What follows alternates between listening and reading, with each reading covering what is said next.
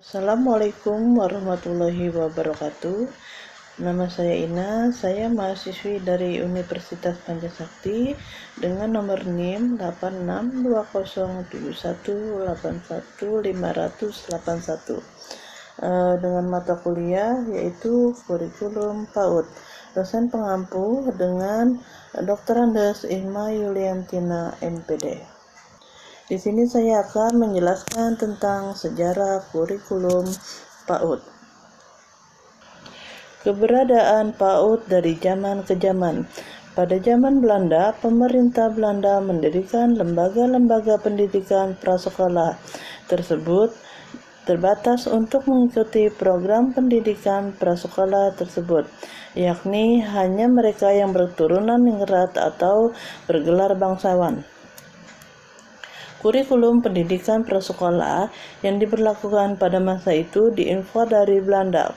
Kurikulum tersebut sangat diwarnai oleh pengaruh pendidikan ala Froebel yang sangat menekankan penggunaan bermain dan kegiatan-kegiatan yang menyenangkan sebagai media kegiatan belajar anak.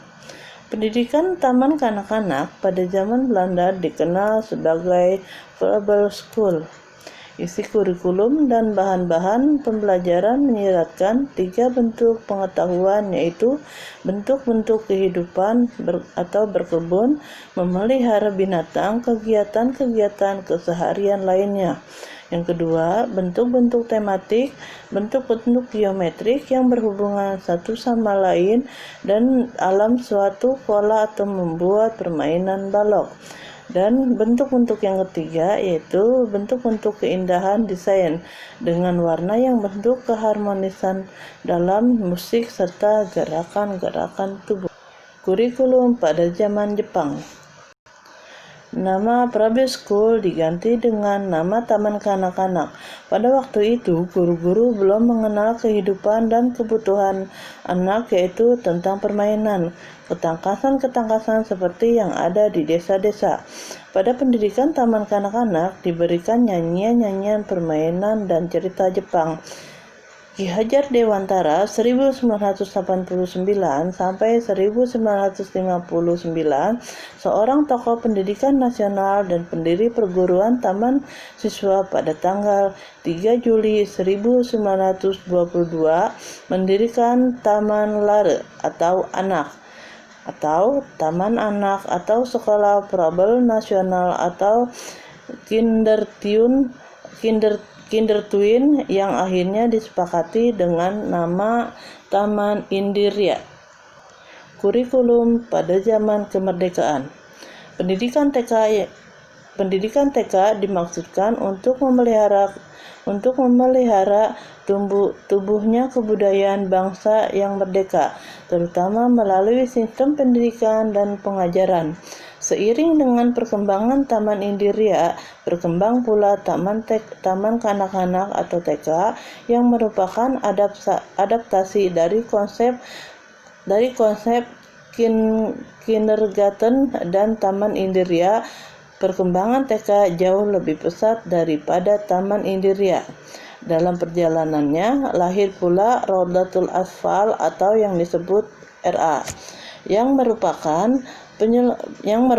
penyelenggaraan program pendidikan bagi anak usia dini dengan keaksaan keagamaan. Pedoman bermain 1950. Landasan pengembangan dalam sejarah perkembangan Taman Kanak-kanak baru tahun 1950, Departemen Pendidikan dan Kebudayaan mulai ikut serta dalam pembinaannya. Pada tahun itu pula, keberadaan Taman Kanak-kanak sebagai salah satu komponen dari sistem pendidikan nasional secara resmi diakui dalam Undang-Undang Nomor 4 Tahun 1950 tentang pokok-pokok pendidikan dan pengajaran. Kurikulum tahun 1964 atau Rencana Pendidikan. Pada sekitar tahun 1963 terjadi revolusi di segala bidang, termasuk dalam bidang pendidikan. Sehubungan dengan hal tersebut, maka disusunlah rencana pendidikan yang dimaksud dalam rangka pembinaan bangsa. Latar belakang dan dasar pemikiran penyusunan rencana pendidikan ini adalah agar bangsa yang merdeka dan berkepribadian memiliki suatu gambaran manusia yang diinginkan, manusia yang dicita-citakan, dan bagaimana sifat-sifatnya. Rencana pendidikan tahun 1964 ini ialah anak didik yang harus berkembang secara harmonis menjadi manusia Pancasila yang bertanggung jawab atas tercapainya 3 kerangka tujuan revolusi nasional. Isi rencana pendidikan untuk TK tahun 1964 menekankan 3 hal, yaitu yang 1. Pengembangan dan pemupukan sifat-sifat termasuk pembentukan kebiasaan-kebiasaan sebagai manusia Pancasila. Yang kedua, memperkembangkan keterampilan-keterampilan yang diperlukan anak-anak dan masyarakat di dalam usaha menciptakan masyarakat adil dan makmur. Yang ketiga, memberikan pengetahuan yang akademis dan fungsional yang memungkinkan anak-anak dapat melanjutkan pendidikan ke sekolah-sekolah tinggi. Kurikulum tahun 2004. Kurikulum berbasis kompetensi.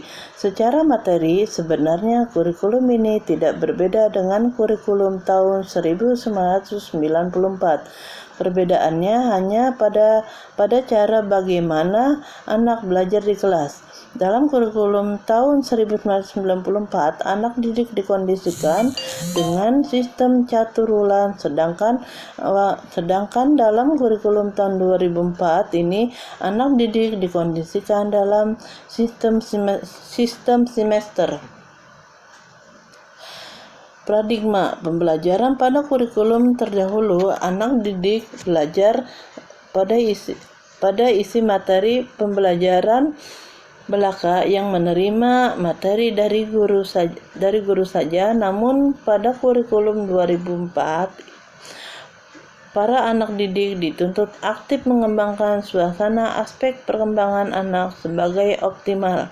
Pada dasarnya, guru hanya bertindak sebagai fasilitator, memotivasi bagi anak dalam pembelajaran. Dalam kegiatan di kelas, anak bukan lagi sebagai pendengar, akan tetapi berinteraksi dengan guru. Kurikulum tingkat satuan pendidikan atau yang disebut juga KTSP yang sekarang. Pengembangan kurikulum tingkat satuan pendidikan atau KTSP mengacu pada Standar Nasional Pendidikan atau SNP dengan terbitnya Standar Nasional PAUD nomor 54 tahun 2010. Maka diharapkan TK sudah dapat mengembangkan kurikulum sendiri. Standar Nasional PAUD merupakan hasil kajian yang dilakukan terhadap standar kompetensi TK atau RA tahun 2004 dan menu pembelajaran generik tahun 2002 serta permasalahannya baik dokumen maupun implementasinya. Standar Pendidikan Nasional PAUD merupakan pengelompokan dari 8 standar nasional pendidikan standar PAUD. Tersebut dikelompokkan menjadi 4 standar, yaitu yang pertama, standar tingkat pencapaian atau perkembangan. Yang kedua, standar pendidik dan tenaga kependidikan. Yang ketiga, standar isi atau proses dan penelitian. Dan yang keempat, standar sarana dan prasarana pengelolaan dan pembiayaan. Tujuannya sesuai dengan standar nasional PAUD, maka tujuan yang hendak dicapai merupakan tingkat pencapaian perkembangan yang dijabarkan dari aspek perkembangan. Itu saja pemaparan dari saya tentang sejarah kurikulum. Kurang lebihnya saya mohon maaf. Wassalamualaikum warahmatullahi wabarakatuh.